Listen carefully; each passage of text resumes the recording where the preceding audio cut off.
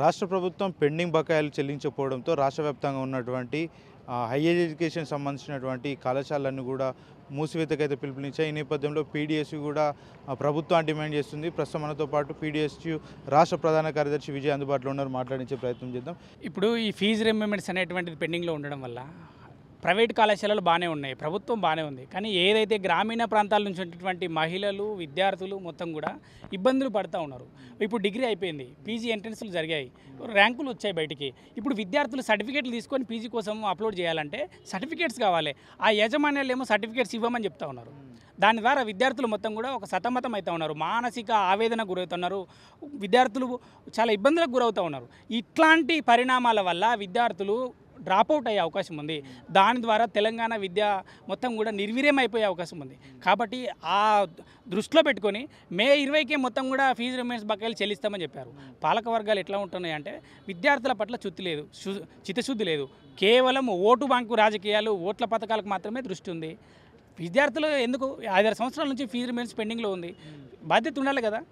ఆ యూనివర్సిటీ కేంద్రం కావచ్చు, రాష్ట్రంలో ఎక్కడ పోయినా విద్యార్థుల మొత్తం సమూలమైనటువంటి మార్పులు అని చెప్తా ఉన్నారు. ఏవి మార్పులు ఏవి? కోటిమెంట్స్కి పోయారు, 100 కోట్లు 500 కోట్లు ప్రకటించారండి. ఇంతకుముందు అడిగాం మేము, 500 కోట్లు ప్రకటించారని చెప్పారు. ఒక్క రూపాయి కూడా రాలేదు. అంటే ఏంటి ప్రకటనలకు, పేపర్లలో మొత్తం యూనివర్సిటీలు మొత్తం కూడా అన్ని సమస్యలతో ఇబ్బంది. కోట్ల బకాయిలు ఉందంటూ యాజమాన్యాలు చెప్తున్నాయి. మరొక పక్క ప్రభుత్వం ఆర్థికంగా ప్రభుత్వం దగ్గర వెసులుబాటు లేని కారణంగానే మేము ఇవ్వలేకపోతున్నామంటూ కూడా వాళ్ళు చెప్తా ఉన్నారు. ఎట్లా చూస్తారు రెండు అంశాలు? నేనేమంటున్నా అంటే ఓట్ల పథకాలను బంద్ చేయండి. ఇప్పుడు తులం బంగారం అన్నారు, లేకపోతే ఇంకోటి అన్నారు, స్కూటీ, అవి కాదు. ఓట్ల పథకాలు అవసరం లేదు. విద్యార్థుల పరిస్థితి ఏంటి? దేశ భవిష్యత్తు విద్యార్థులపైన ఆధారపడి ఉంది. భవిష్యత్తు విద్యార్థుల విద్యని మొత్తం నిర్వీర్యం చేస్తూ ఉన్నారు. డ్రాప్అవుట్లు అయితే ఉన్నారు. గ్రామీణ మొదటి తరం విద్యార్థులు యూనివర్సిటీ కేంద్రంగా వచ్చి చదువుకుంటే, హైదరాబాద్ కేంద్రంగా వచ్చి చదువుకుంటూ ఉన్నారు. ఈ విద్యార్థులకు ఎందుకు మీరు శాపంగా? వాళ్ళ పిల్లలు ఎవరైతే పాలక వర్గాలలో ఉన్నారో వాళ్ళ పిల్లలందరూ UK, USలో చదువుతూ ఉన్నారు.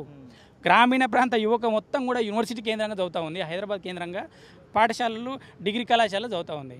కాబట్టి ఆ కోణంలో దృష్టి పెట్టుకొని మరి కట్టడి చేయాలి కదా. ప్రైవేట్ యూనివర్సిటీలు ఉన్న మొత్తం కూడా ఆ యూనివర్సిటీలకేమో రెడ్ కార్పెట్, అటానమస్ హోదా, ఫీజుల పెంపు నిర్ణయాలు ఇవన్నీ జరుగుతూ ఉన్నాయి. అంటే ముఖ్యమంత్రి రేవంత్ రెడ్డి విద్యాశాఖ మంత్రిగా కొనసాగుతూ ఉన్నారు. ఆయన కూడా ప్రభుత్వ స్కూళ్ళ నుంచి వచ్చినట్టు చెప్తూ ఉంటారు. మరి ప్రభుత్వ స్కూళ్ళు ఈ విధంగా తయారవ్వడం, ప్రైవేట్ స్కూళ్ళకు ఫీజులు చెల్లించకపోవడం, విద్యార్థులంతా కూడా సతమతం అవ్వడం ఎట్లా చూస్తారు? ఇప్పుడు ముఖ్యమంత్రి గారు ఎట్లా అంటే ముందే అతనే సమస్యని ఏం చేయాలనేటువంటిది ఒక విద్యావేత్తలతోని, విద్యార్థి సంఘాలతో ఒక రౌండ్ టేబుల్ ఏర్పాటు చేయాలి. ఏం చేద్దాం అనేటువంటిది విద్యా కమిషన్ కొన్ని రిపోర్ట్స్ ఇచ్చింది, సూచనలు చేసింది. కొన్ని అనాలోచిత చర్యలకు దూరంగా ఉండాలి. ఖచ్చితంగా ఒక స్టాండర్డ్ ఎడ్యుకేషన్ సిస్టమ్ని సెట్ చేయాలనేటువంటి ఒక రిపోర్ట్ కూడా వాళ్ళు విద్యా కమిషన్ వాళ్ళు చెప్పారు. మరి ఆ విద్యా కమిషన్ చెప్పినటువంటి నిధులు కూడా లేదు కదా. 15% నిధులలో 7.3% కేటాయించారు. అంటే ఏంటి? ఇంతకుముందు గతంలో ఉన్నటువంటి పాలకులు కావచ్చు, ఇప్పుడున్నటువంటి పాలకులు విద్యారంగంలో మీకు తేడా ఏంటి అంటే అందరూ అదే దాంట్లో ఉన్నారు. దాన్ని బట్టి చూస్తే ఏమైందంటే ముఖ్యమంత్రి గారు మాటలేమో కోటలు దాటుతూ ఉన్నాయి, కానీ పని గడప దాటలేదు. ఇది పరిస్థితి తెలంగాణ రాష్ట్రంలో. అంటే వాళ్ళు బంద్ చేస్తామన్నా కూడా ప్రభుత్వం ఇప్పటి వరకు పటిష్టమైనటువంటి నిర్ణయం తీసుకోలేదు. విద్యార్థులంతా కూడా భవిష్యత్తు చాలా దారుణమైన సిచ్యువేషన్లు కనబడుతూ ఉన్నాయి. ఎట్లా చూస్తారు ఇది?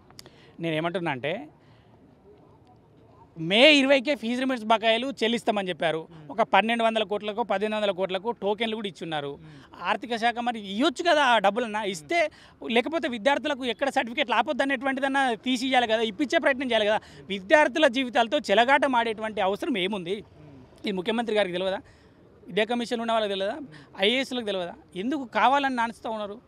ఇప్పుడు వాళ్ళు ఏదో మొత్తం వచ్చి నిరవధిక బంద్ అనడం వల్ల వాళ్ళు మే 20కే చెల్లిస్తామని చెప్పారు. ఇప్పుడు యాజమాన్యాలు ఏదైతే వాళ్ళు కూడా ఒప్పుకొని ఉన్నారు. మే 20 అయిపోయింది, జూను, జూలై, ఆగస్టు, సెప్టెంబరు. ఇప్పుడు కొత్త అకాడమిక్ అవుతుంది. ఇప్పుడు మా విద్యార్థుల కష్టాలు ఉస్మానియా యూనివర్సిటీకి ఇప్పుడు సర్టిఫికేట్ల కోసం వస్తూ ఉన్నారు. సర్టిఫికేట్లు ఏమో ఇక్కడ వీళ్ళు సర్టిఫికేట్లు అడుగుతూ ఉన్నారు. వాళ్ళేమో డిగ్రీ కాలేజీలో పెండింగ్లో ఉన్నాయి. డబ్బులు 20,000, 30,000, 60,000, ₹1,00,000 పెండింగ్లో ఉంది. ఎట్లా కట్టాలి? గ్రామీణ ప్రాంత విద్యార్థులకు ఇదంతా కష్టం, భారంగా ఉంటుంది కదా. కాబట్టి ఇదన్నీ దృష్టిలో పెట్టుకొని తక్షణమే వెంటనే ఒక నిర్ణయం తీసుకోవాలి.